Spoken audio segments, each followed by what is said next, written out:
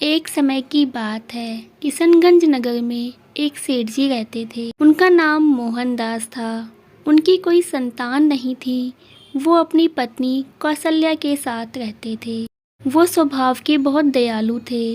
सेठ जी कपड़ों का व्यापार करते थे। सेठ जी ने सुना था कि हरिद्वार में कोई महात्मा जी रहते हैं। उन्होंने सेठानी से कहा, चलो महात्मा जी के पास चलते हैं, उनके दर्शन भी कर लेंगे और संतान पाने के लिए आशीर्वाद भी ले लेंगे।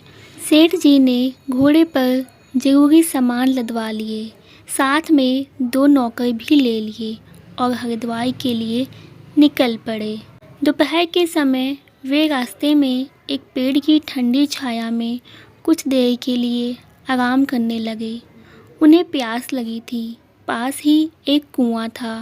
उन्होंने नौकर से कहा, जाओ कुएं से पानी ले आओ। नौकर पानी लेने के लिए चला गया। जैसे ही वो कुएं के पास पानी लेने पहुंचा, वहाँ एक फटेहाल आदमी बैठा था। नौकर ने पानी लेना चाहा तो उसने टोका, यहाँ मुफ्त में पानी नहीं मिलता, पानी लेना है तो निकालो 1 रुपया, यह कुआं मेरा है। और बेचारा नौकर बिना पानी लिए ही लौट आया। उसने सारी घटना सेठ जी को सुना दी। सेठ जी स्वयं पानी लेने चल दिए। जैसे ही सेठ जी कुएं के पास पहुंचकर उन्होंने पानी लेना चाहा तो वह आदमी चिल्लाया, क्या ये कुआं आपने खुदवाया है? पहले नौकर को भेजा, अब स्वयं चले आए।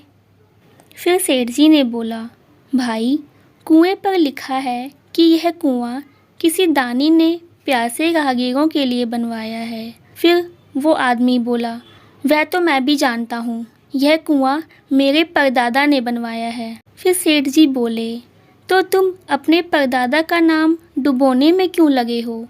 ठीक है, ये लो 5 रुपये। सेठ जी ने उसे पैसे दिए और वे पानी भरे बिना ही लौटने लगे। जैसे ही वो वापस आ रहे थे, वह आदमी प्रसन्न होते हुए बोला, अरे पानी क्यों नहीं भर लेते?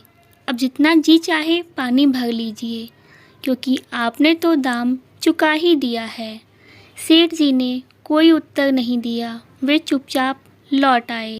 सेठानी ने पानी नहीं लाने का कारण पूछा तो सेठ जी बोले, पानी लाकर क्या करता? प्यास तो बुझ गई, अब आगे नहीं जाएंगे, घर लौट चलो। सेठानी ने पूछा, क्यों, क्या हुआ? सेठ जी ने सारी घटना बताते हुए पत्नी से कहा, अब तुम ही बताओ कि अगर हमारे घर भी ऐसी ही संतान पैदा हो गई तो क्या होगा? इससे तो अच्छा है कि हम अपने धन को नेक कामों में लगा दें। सेठानी जी के आंखों से आंसू टपक पड़े। वह बोली, आपने ठीक ही कहा, अच्छे काम ही इंसान का नाम अमर रखते हैं। बेकार ही हम अब तक संतान की चिंता में खोए हुए थे। चलो अब हम घर चलते हैं। ये कहकर वो तीनों लोग अपने घर हंसी खुशी वापस लौट आए। तो दोस्तों, कहानी पसंद आई हो तो वीडियो को लाइक, शेयर एंड सब्सक्राइब करना ना भूलें। और इस कहानी से आपको क्या शिक्षा मिली, कमेंट में अवश्य बताएं। धन्यवाद।